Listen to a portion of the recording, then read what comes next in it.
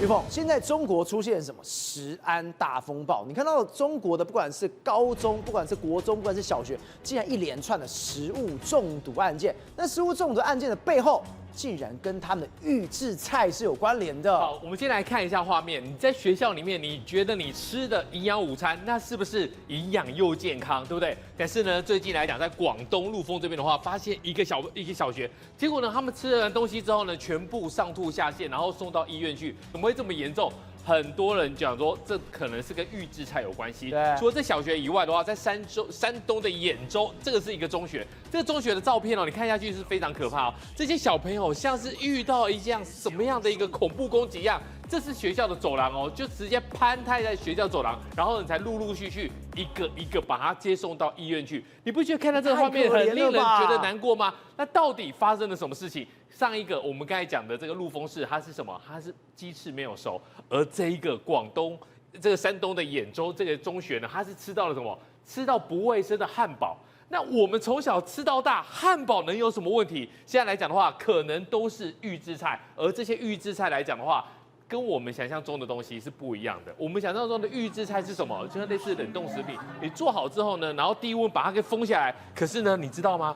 中国大陆的网友说，这些预制菜不是你们想的冷冻食品。简单4个字，科技很活。你想想看哦，科技很活，让你鸡爪怎样做才会又白又大？你这个状况来看，你会觉得是鸡爪，哇，这个很大嘛，对不对？其实现在这个鸡爪它用的是什么？用那种强力清洁剂。不是这个，太恶心了吧？太可怕了，而且最可怕还要加一点什么东西调味，双氧水。台湾现在有时候你擦破皮，你也不敢用双氧水了，为什么？因为很痛啊。而这个来讲的话，是用这个强力的清洁剂，再加上双氧水，然后还有什么？最后要来一点科技很活发泡定，你发泡完之后，这鸡爪才会啵，才会像这样子。你不觉得这样子很干净吗？北泡泡又咪咪，可是呢，这个东西都是化学啊。你对比这个旁边这一只干净的、干瘪的，那个就是没有发泡剂，没有双氧水，那就不行。然后另外来讲的话，除了鸡爪，还有什么豆腐？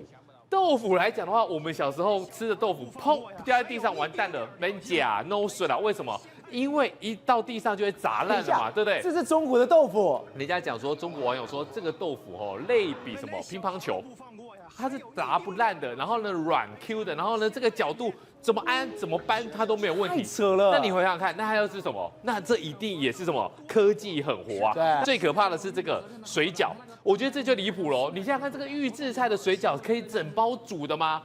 这个是监控可以拍下来的。对。他为了省时间，他也没有跟你啰嗦哈，水滚了就是下水饺。可是大哥，你这个水饺，你这个袋子怎么会是捞起来之后才打开的呢？因为要省时间啊，所以呢，你这包水饺里面，你除了有高丽菜、有猪肉馅外，还有什么？还有塑化剂。对，啊，这个就是现在来讲你会遇到的一个状况。所以这也难怪这么多人食物会中毒，他到底吃了什么？对，所以大家就讲说你这个科技很活嘛，可是呢，对官方来讲又不一样哦。官方是想要把这个预制菜这个行业给做大，因为现在来讲的话，你说电动车啊、新能源车那都已经搞不活了。现在来讲，预制菜是新的万亿大企业，希望可以把这个营业额给冲大。所以呢，很多的官媒讲说，不要怕预制菜。不怕你预制，怕你不告诉我是你里面什么东西，你要讲清楚，还要到底什么是预制菜，6个部门发文明确。问题是你再怎么去说预制菜该怎么做，但是呢，我们前面的影片就告诉你了。你觉得一般的民众、一般的厂家会理你吗？这是新华社、央视加人民日报。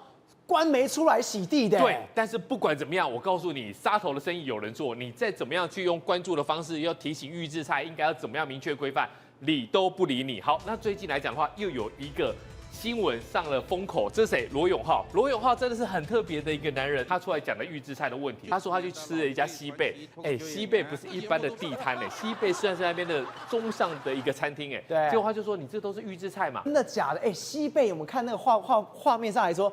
那画面很美这里面那个店很豪华，对，结果都是预制菜，所以你看到了它有锅子在煮，然后呢它有串在烧，大家觉得说那你就是现点现煮了嘛？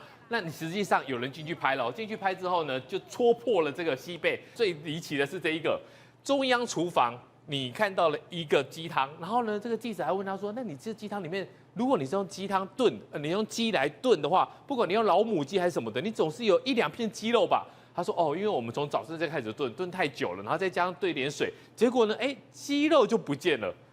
在说什么疯话？鸡肉物理上只会变细变小，不会变不见。然后呢，这记者还发现一件事情，他说：“可是你们中央厨房在湖南，但是呢，你用的鸡汤粉是在天津，所以就破案啦。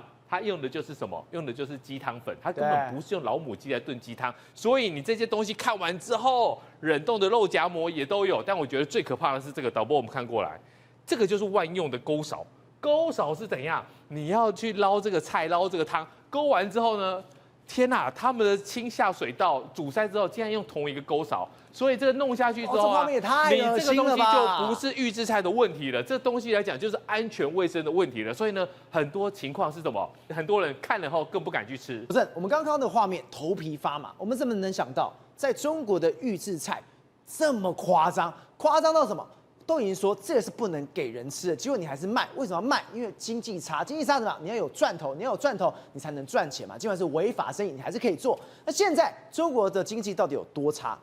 你看到这个东西，星巴克，原来一个星巴克可以告诉我们一个国家的经济好与坏。当今天星巴克撤出的时候，就代表这个国家的经济快没救了。对，讲了1年多，星巴克真的要卖了。去年我们都说星巴克可能撑不住要卖了，结果现在真的要确定要卖了。到10月底之前会敲定最后一轮的买家已经出来，就剩下最后10个人，本来有20多家说要买星巴克。它曾经最高峰的时候，曾经在中国市占率达到48%，现在只剩下14%左右，一年做1100多亿人民币的台币的生意，现在只剩900亿。那我去星巴克去年看的时候，一杯都只卖到10几块人民币，台币不到80块钱，你可想在哪里可以吃到？我没有一对一哦，没有优惠哦，一杯星巴克只剩10几块人民币，完全撑不住了。所以那时候就一直在说星巴克要卖嘛，所以他终于宣布说，他就找最后4家买家啊。现在大家要干嘛？就是要杀价，看能不能把价格杀一点，因为星巴克真的撑不住，他不离开中国，他就会亏死，所以大家就会笑一件事情，哇！8年前的时候，那时候他逼统一卖出星巴克的股权，因为早年去中国的时候他不太敢去嘛，所以找一个熟的人叫我们的台湾的统一拥有华南以北的星巴克的股权，那时候很赚钱，他就说，统一你不要再拥有星巴克了，我要自己搞。所以统一那时候有点心不甘情愿的，就把50%的星巴克股权卖给他，然后统一跟他交换了一个条件，说，你可不可以把台湾星巴克的股权再卖一些给我？所以那时候一来一往之间，统一拿走了300多亿台币的现金入账。没想到当年是神交易啊，因为现在根本没值那个钱，这根本足球了。我当初幸好我有卖给你，对，刚好幸好不止还卖给你，你都亏惨了，都要跑掉了。现在是要贱卖，结果统一还不止拿到300多亿哦，这个是总金额是400亿台币，还把台湾的星巴克变成是他100%持有，所以拥有台湾星巴克是白赚了，然后还有300多亿现金进来。可是中国的产现在惨到什么地步？惨到经济无死角，寒冬无死角，你死人都感觉到冷，哇，死人也会感觉到冷，你从来没有想过。中国的殡葬业龙头叫做福寿园，在香港挂牌，那2013年就挂牌，那时候他都人家怎么说他呢？赚死了。什么叫赚死呢？它毛利达到80%啊，所以股票表现得非常好，因为赚死人的钱。结果连这样的行业现在都怎么样？变成也是寒冬波及的影响。它现在去公布今年最新的财报，赔了台币10亿元。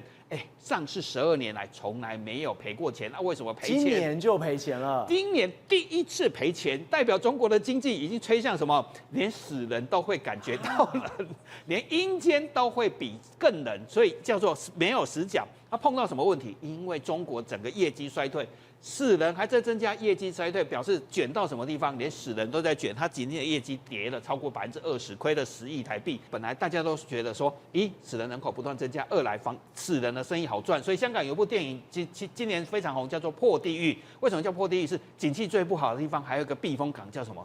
死人的生意。结果现在连破地狱的人都下了地狱，因为他们现在的处境比地狱还要惨。不过更惨的还不是这个破地狱的人，最惨的是我们来看中国的 CPI， 就表示中国的物价，他一直在说我要抢救中国的物价，要让中国的消费力不要去陷入通缩，结果它还是一直往下，又跌了0.4%。虽然股市创近10年的新高，但是固定资产投资还有零售、社会零售总额都在往下掉。